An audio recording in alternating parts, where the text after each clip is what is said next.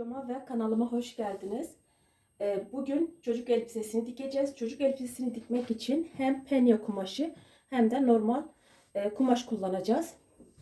Şimdi ben penye kumaşımı bu şekilde dörde katladım. Şöyle, burası kumaş katı 2, 3 ve 4. Yani katladığım kumaşın şu üst kısmında düzgün bir çizgi çizeceğim. Bu çizgiyi biraz aşağıdan çizeceğim çünkü şu aşağıda kalmış. Yani daha önce kullandığım için buralar hiç düzgün bir şekilde değil. Şimdi önce böyle bir çizgi çiziyorum. Bu çizgiden aşağıya doğru artık kullanacağım. Şöyle düzgün bir çizgi çizdim. Şimdi bu çizginin üzerinden şöyle 8 santimden işaretledim. Şöyle 8 santim. Ve bu 8 santimden sonra da 9 santim omuz genişliğini alıyorum. Şöyle payları da içinde 9 santimden omuz genişliğini aldım. Bu omuz genişliği 1 santim aşağıya doğru düşürüyorum. Şu şekilde. Şöyle. Ve şimdi bunu düzgün bir şekilde çiziyorum. Şöyle omuzu çizdim. Burası omuz 9 santim ve burası yaka 8 santimdi. Şimdi buradan 3 santim aşağıya doğru işaretliyorum. Şöyle 3 santim burayı işaretledim. Ve bu 3 santimi de şu şekilde şuradan önce 1-2 santim düz çiziyorum. Ondan sonra şöyle oyuntulu bir şekilde yaka oyuntusunu verecek şekilde çiziyorum. Gördüğünüz gibi. Aşağıya doğru 40 santim ölçüyorum. Şöyle. Burası 40 santim. Şimdi şurası 40 santim. 40 santimi ölçtüm. Şuradan da 40 santim ölçüyorum. Ve bu 40 santimi de paralel bir şekilde şöyle hemen çiziyorum. Böyle çizdim. Şimdi kol evini bulacağım. Kol evini bulmak için şu 40 santimi 2'ye bölüyorum ve artı 2 ekliyorum. Artı 3 de ekleyebilirsiniz. Ben artı 2 ekleyeceğim. Şuradan. Ve omuzdan aşağı bunu işaretliyorum. Bunu paralel bir şekilde uzatıyorum. Şöyle çizdim. Şimdi bu bel çizgisinin üzerinde 20 santim işaretliyorum. Bu bel genişliği.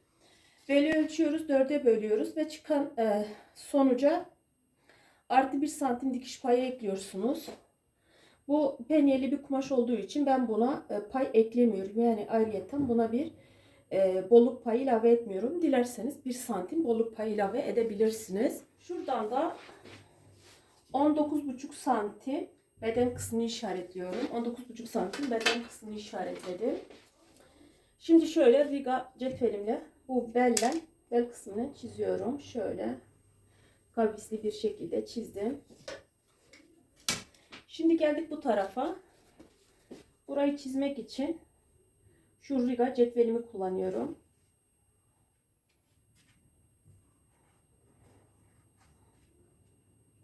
Şu şekilde. Evet, şöyle riga cetveli kullanarak, yani kol cetvelini kullanarak çizdim. Ve bunu hemen kesiyorum. Şöyle.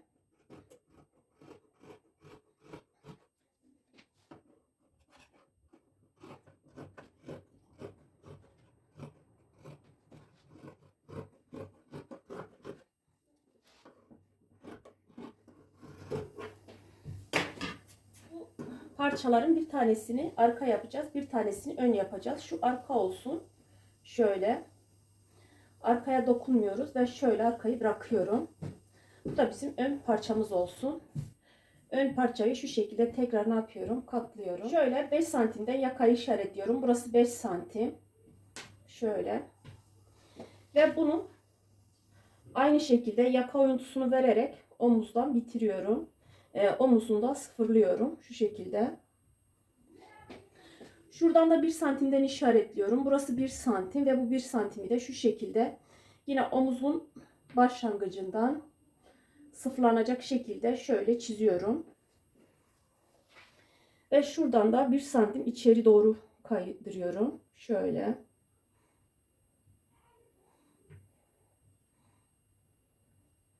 Evet, şu şekilde. Şimdi bunları da keseceğim.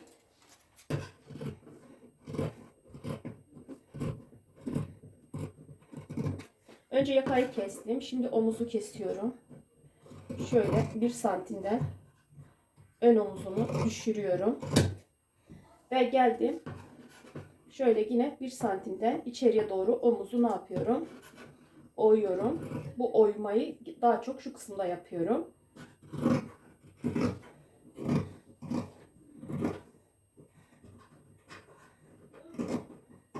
Evet. Şu şekilde. Şimdi bu kol oyuntularını ölçeceğim. Şöyle kol oyuntularını ölçüyorum.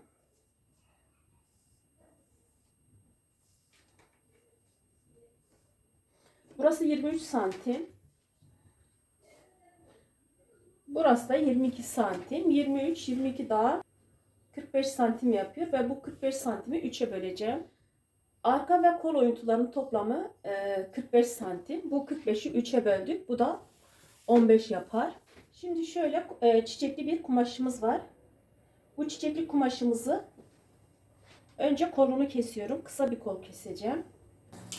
Şimdi kumaşımı 4'e katladım. 1, 2, 3 ve 4. Kumaşım 4 kat. Şöyle kol için katladım.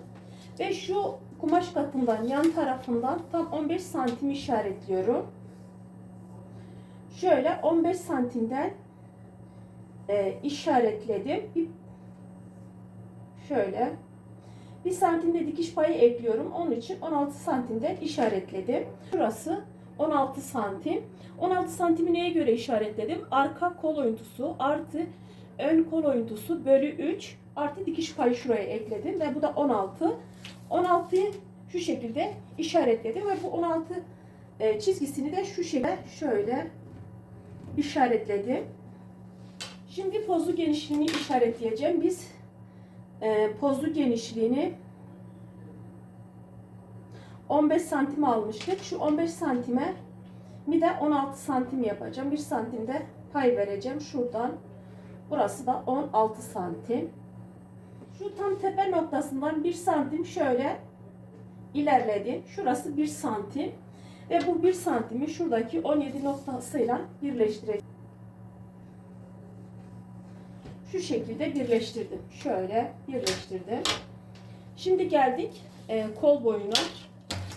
Kol boyunu çok uzun yapmayacağım. Şöyle ölçüyorum. 32 santimden işaretliyorum. Ve bu 32 santimi de şöyle çiziyorum. Şuradan 1 santim yukarı çıkıyoruz. Şu kısımdan. Tam şuradan 1 santim yukarı kaydırdım. Şuradan da 1 santim içeriye doğru ayarlıyorum. Şurası 1 santim. Ve şurası da tam çizginin üstünde 3 yerden işaret koydum. Şimdi bu 3 yerden işaret koyduğum için şu şekilde bir çizim oluyor. Şöyle. Şu şekilde bir çizim yaptım. Şimdi bunu kesiyorum.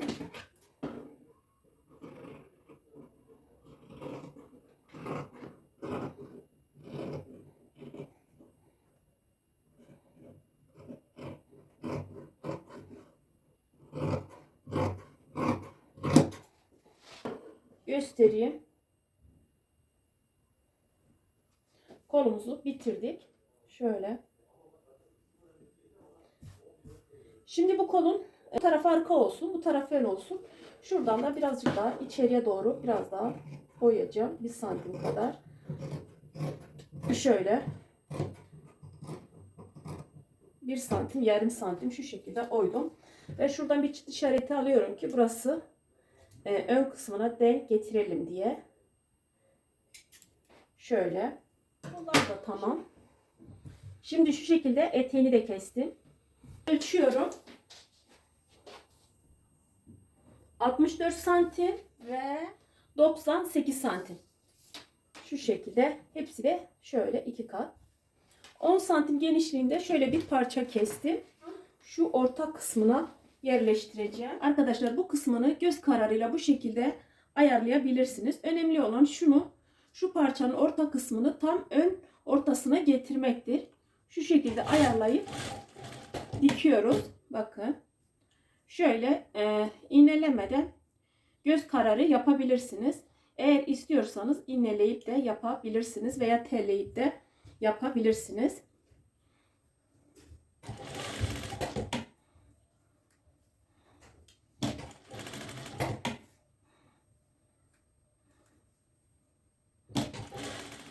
Evet. Şu şekilde fırfır kısmını diktim. Şimdi bu şöyle yaka kısmına geçirmek için 2,5 santimden böyle ince şeritler halinde veref parça kestim. Şimdi onları geçireceğim. Şu şekilde geçirip şöyle ikiye katlıyorum. İkiye katladıktan sonra şu düz kısmından şöyle geçirip bu şekilde dikeceğim ve diktikten sonra size getireceğim. Hem arka yaka için aynı şey yapacağım. Hem de ön için bu şekilde yaka kısmını diktim. Aynı şekilde arka tarafı da şu şekilde diktim. Şimdi omuzlarını birleştiriyorum. Şimdi şöyle omuzlarını birleştirip getireceğim. Bu şekilde. Büzgü çekmek için şöyle bir iğne alıyorum elime. Kalın bir iğne olmasın. Şöyle bir toplu iğne aldım. Ve şu makinemin ayağının tam şu kısmına şöyle yerleştiriyorum. Şöyle koydum. Ve şimdi büzgü çekeceğim.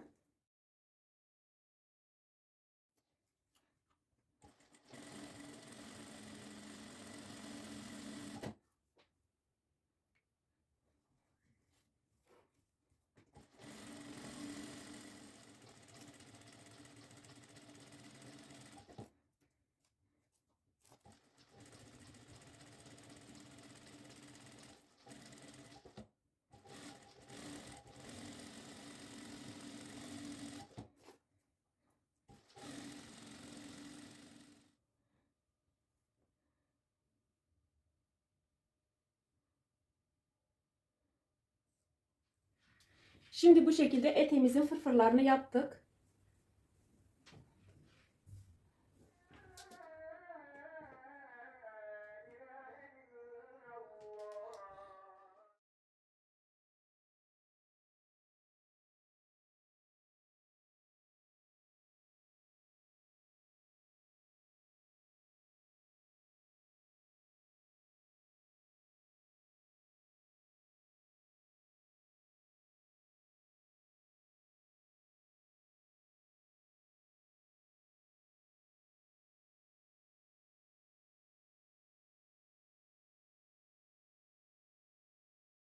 Şu şekilde büzgü aldım.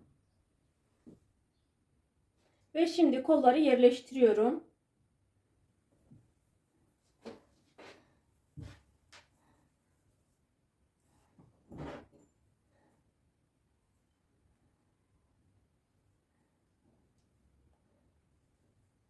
Şöyle büzgünün tam ortası dikiş, tepe noktasını tam dikişe getiriyorum.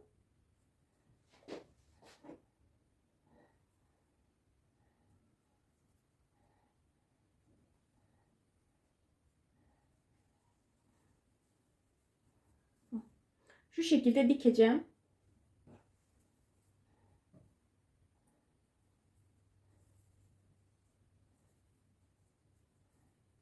Bakın. Şöyle dikeceğim.